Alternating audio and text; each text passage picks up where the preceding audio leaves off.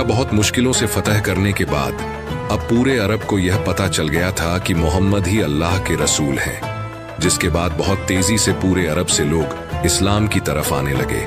और यह Islamic empire पूरे अरब में फैलने लगी। अब मुसलमानों के लिए अरब में कोई भी खतरा नहीं था, लेकिन अरब से बाहर दुनिया की सबसे बड़ी सुपर पावर रोमन एम्पायर अरबियों को आगे बढ़ते हुए देखकर बिल्कुल भी खुश नहीं थी, जिसकी वजह से पूरी दुनिया में यह बातें फैलने लगी कि बहुत जल्द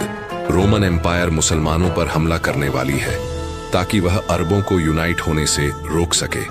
कुछ लोगों ने कहा कि रोमन्स 40,000 और कुछ लोगों ने कहा कि 1,00,000 की फौज लेकर रोमन्स मुसलमानों की तरफ बढ़ रहे हैं, जिससे मुसलमान हर टाइम अलर्ट रहने लगे कि किसी भी टाइम रोमन्स हमला कर सकते हैं। तो आखिर आप सल्लल्लाहु अलैहि वसल्लम ने हिजरत के 9 साल बाद रोमन एम्पायर से जंग का ऐलान कर दिया और इनके खिलाफ मुसलमानों की एक फौज जमा करना शुरू कर दी।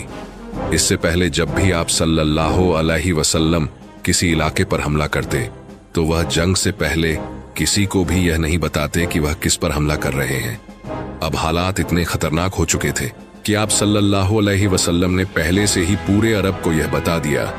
कि हम दुनिया की सबसे बड़ी सुपर पावर रोमन एम्पायर से लड़ने जा रहे हैं और सबका हर मुसलमान का इस जंग में शरीक होना फर्ज है,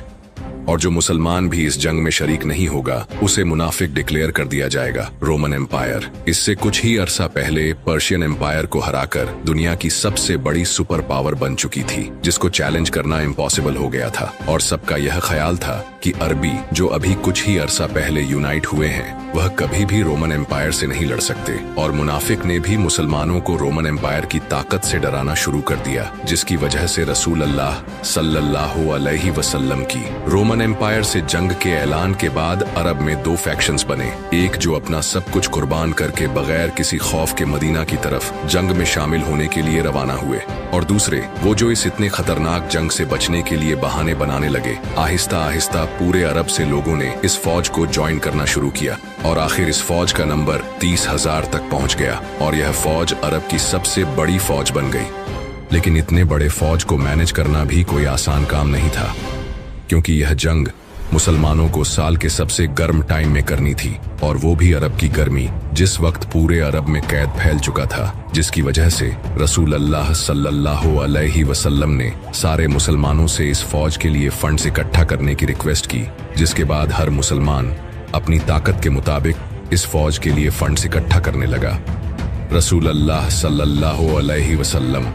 अब तक हर जंग के बाद जो भी माले गनीमत हासिल करते थे, उसे बहुत जनरस पूरे मुसलमानों में तकसीम कर देते थे। तो अब मुसलमानों की बारी थी कि वो भी रसूल अल्लाह सल्लल्लाहु अलैहि वसल्लम की उसी तरह मदद करें। तो हजरत उमर, जो हमेशा अच्छे कामों में हजरत अब्बू बकर रजी अल्लाह ताला अन्हु से एक स्टेप पीछे रहते थे, उन्होंने इस बार अब्बू बकर रजी अल्लाह ताला से जीतने के लिए सबसे पहले जाकर अपनी सारी दौलत का आधा रसूल अल्लाह सल्लल्लाहु अलैहि वसल्लम के सामने रखा।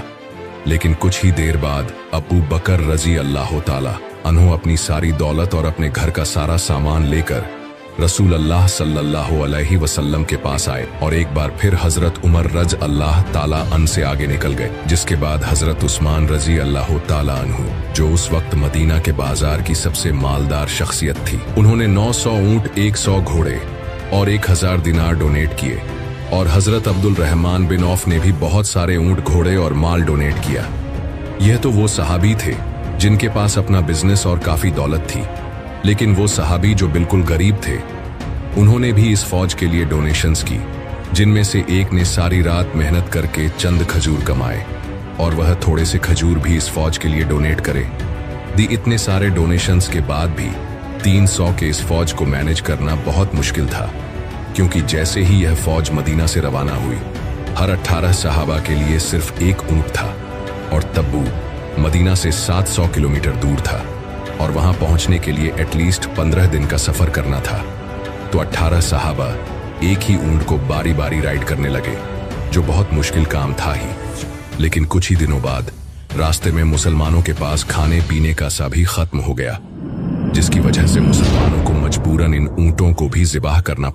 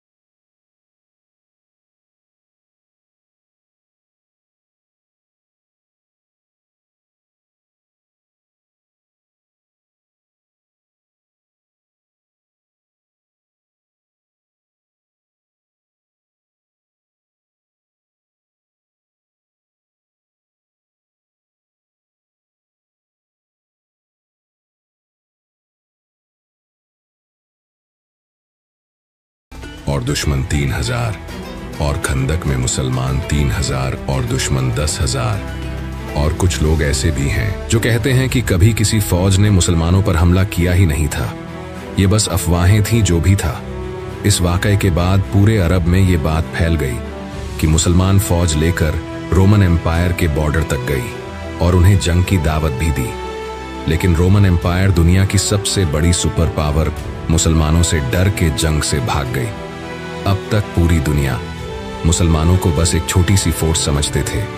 लेकिन इस वाकये के बाद मुसलमानों को पूरी दुनिया एज अ ग्लोबल पावर देखने लगी। तबू के पास जितने भी छोटे छोटे किंगडम थे वो अब तक रोमन एम्पायर के अंडर रहते थे,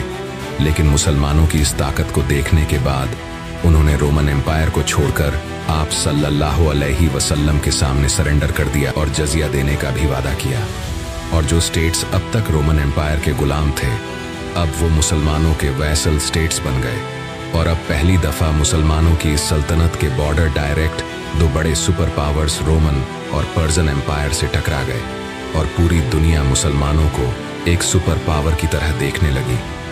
इन छोटे किंगडम के सरेंडर करने की वजह से मुसलमानों को बहुत सारे घोड़े, ऊंट और सोना मिला।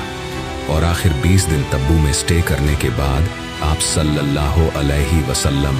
और यह 300 का लश्कर वापस मदीना पहुंचे। चाहे इनको बहुत जबरदस्त तरीके से वेलकम किया गया, क्योंकि जो फायदा मुसलमानों को रोमन से जंग के बाद हासिल होना था